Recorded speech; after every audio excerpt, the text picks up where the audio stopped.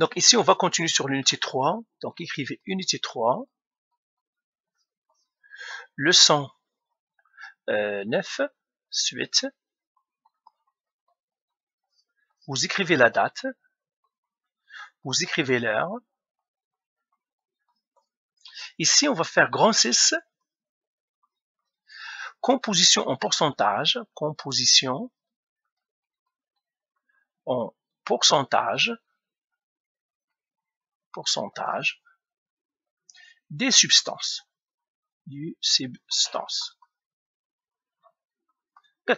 Alors, prenons un exemple. Je prendrai un exemple ici. Je prends un exemple.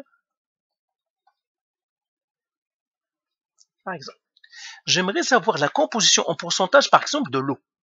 Je prends H12O et je le pèse, par exemple. Trouvons la masse molaire de l'eau. Donc, exemple, je vais faire exemple, détermine la composition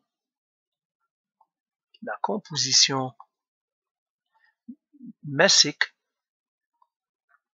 en pourcentage de l'eau.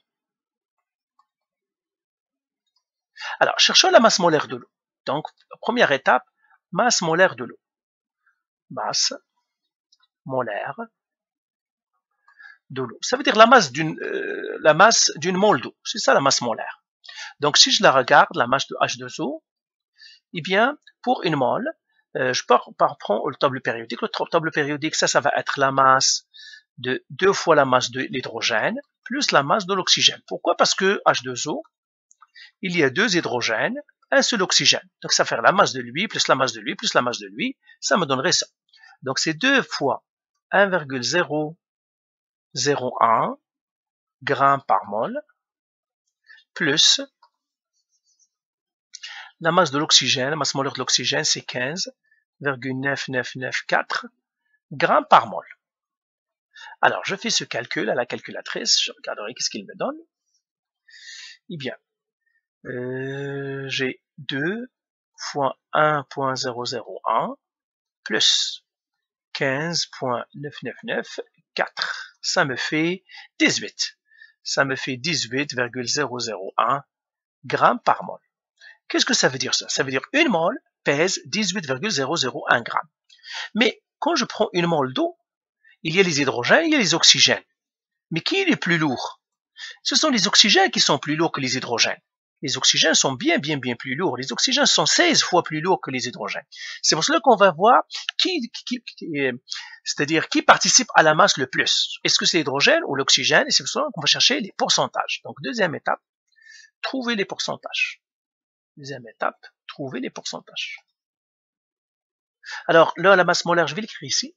Masse de H2O égale à combien? 18,001 grammes par mol. Je vais effacer ici. Maintenant, on va trouver le pourcentage de chacun. Donc ici, trouver le pourcentage.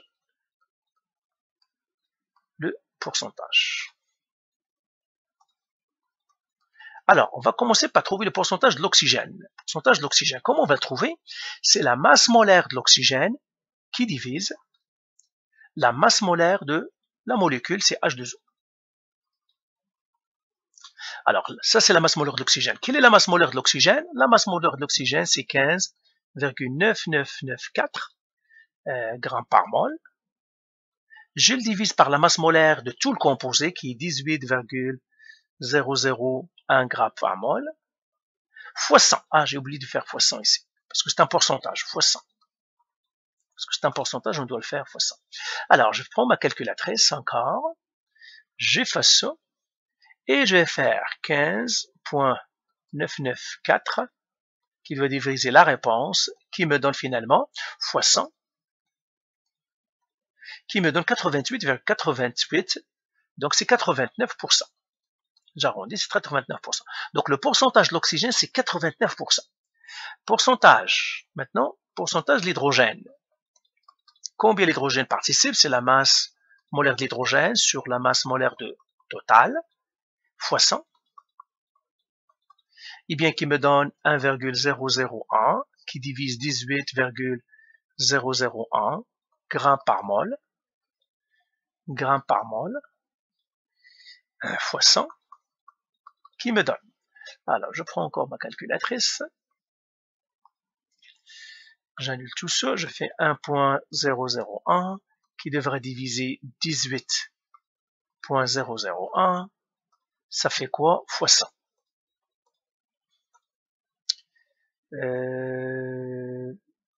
Ça me donne... Oh, mais ça c'est l'hydrogène. Je dois multiplier par 2 parce que j'avais 2 hydrogènes. Donc, fois 2. Donc, ça c'est 2 fois. Parce que j'ai 2 hydrogènes. Alors, donc, fois 2. Ça me donne 11%.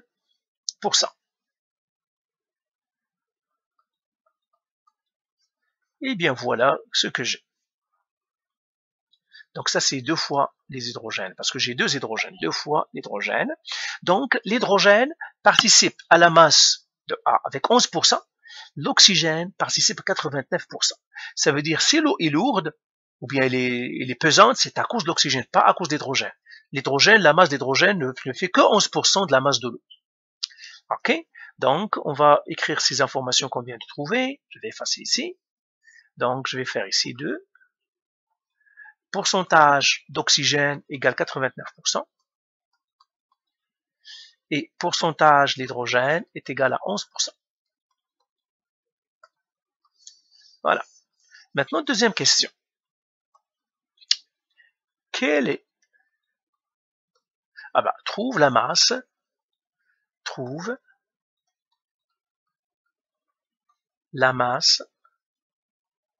d'oxygène dans 1 kg d'eau, dans 1000 grammes d'eau. C'est-à-dire, si j'ai 1 litre d'eau, combien j'ai d'oxygène? Eh bien, c'est facile. Tout simplement, j'ai 89%, donc je l'écris ici pour proportion 1. 89 sur 100 égale à, donc ça c'est sur 100 grammes, parce que c'est les grammes, est égal à 1000 grammes ici. Et puis je mettrai X, le produit croisé, ça me donne combien? Eh bien le X, ça me donne 890 grammes. Et si je veux trouver l'oxygène, donc l'oxygène, dans 1 litre, dans 1000 grammes d'eau, ou bien dans 1 litre, l'oxygène pèse 890 grammes. L'hydrogène, maintenant, alors je l'écris ici, masse d'oxygène égale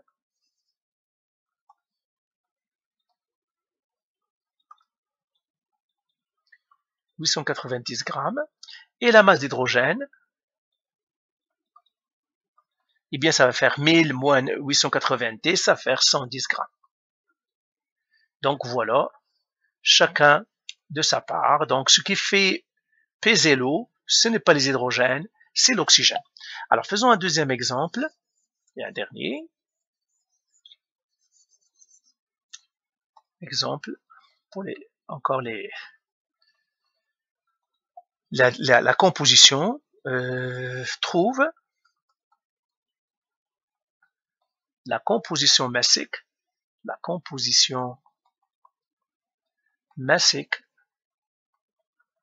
en pourcentage de MgCl2. MgCl2. Alors MgCl2 c'est un sel, c'est celui qui est utilisé dans le déglaçage, sel de déglaçage de neige sur les routes, de déglaçage des routes en hiver. En hiver, bien sûr, il y a la glace, c'est ça. Alors, première étape, qu'est-ce que je dois faire? Je dois trouver la masse molaire. Masse molaire de MgCl2. Je vais le faire. Okay. Étape. Donc, je crée solution.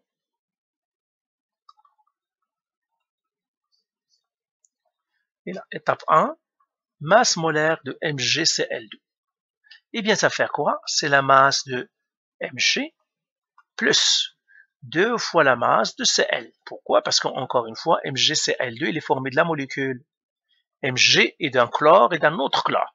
Donc, je dois calculer la masse à lui, plus la masse à lui, plus la masse à lui. Donc, ça va faire 2 fois la masse à lui. La masse du magnésium. Eh bien, la masse du magnésium, c'est 24,31. 24,31 grammes par mol. Plus 2 fois la masse du... c'est 35,45 grammes par mol. Alors, si je fais ce calcul, ça me donnerait au total 95,21 grammes par mol. Et bien voilà, j'ai trouvé la masse molaire, je vais l'écrire ici, c'est 95,21 grammes par mol. 21,21 grammes par mol. J'efface tout ça. Ça, c'est ma première étape. Deuxième étape maintenant. Je dois trouver les pourcentages. Je dois trouver le pourcentage de Mg, du magnésium. Alors, le pourcentage de la magnésium, c'est la masse du magnésium, masse molaire du magnésium, sur la masse de la substance totale, MgCl2, fois 100. Alors, la masse du magnésium, c'est, on l'avait déjà dit, c'est 24,31. Parfois, on fait unité, tout simplement grammes par mol, pour ne pas alourdir, on fait unité, sur, le total, c'est combien? 95,21 unités fois 100. Au lieu d'écrire grammes par mol et tout, on peut faire ça aussi. Alors, donc si je fais ce calcul, eh bien ça me donne 25,53%. Donc, dans la masse du MgCl2, le magnésium, c'est-à-dire le magnésium, ne participe qu'avec 25,53% de la masse totale. Maintenant, pourcentage de Cl2, c'est-à-dire pourcentage de Cl.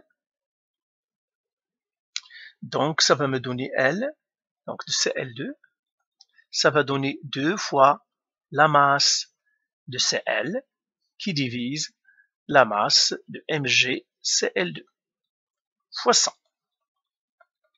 En fait, qu'est-ce que ça me donnerait? 2 fois la masse, c'est 2 fois 35,45 unités sur combien?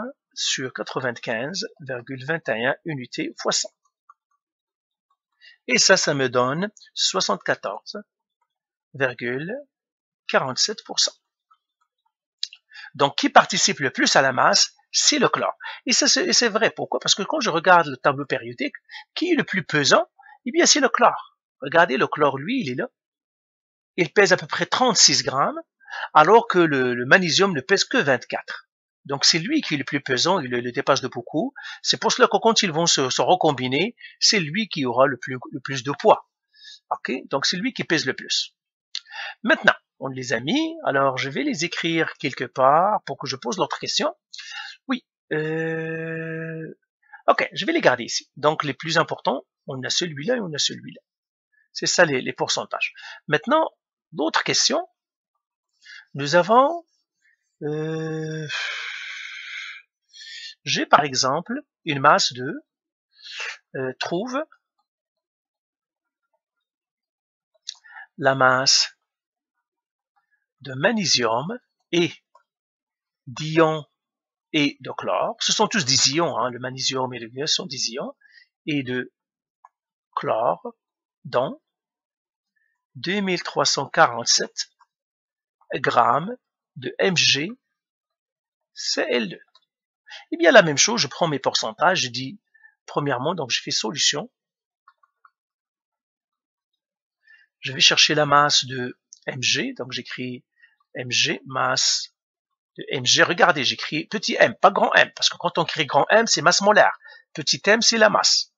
Donc la masse de Mg, donc je vais chercher, égale, j'écris mon pourcentage. Pourcentage, c'était quoi? 25 sur 53, donc j'écris 25 sur 0,53 sur 100, ça c'est unité, égale. Combien de grammes, moi je dis? Ça c'est grammes. Et ça aussi grammes. J'ai combien ici? 2000, au total 2347 grammes, et je trouve lui. Produit croisé, donc je mettrai ici petit m, donc je l'appellerai x. Voilà, masse Mg, je mettrai Mg. Donc masse Mg égale à combien? 25,53 grammes, qui multiplie 23,47 grammes, qui divise 100. Eh bien, calculatrice. Alors, je cherche ma calculatrice. Là, je vais faire 25 0,53 fois 2, 3, 4, 7 qui divise 100. Eh bien, ça me donnerait à peu près 600 grammes. Donc la masse de Mg. Attention, moi je n'ai pas fait attention ici aux chiffres significatifs, mais il faut toujours faire attention aux chiffres significatifs. Donc ici c'est 600 grammes dans ce composé-là. Maintenant je vais trouver la masse de Cl, de chlore, ce qu'il y a de chlore, je mettrai Cl.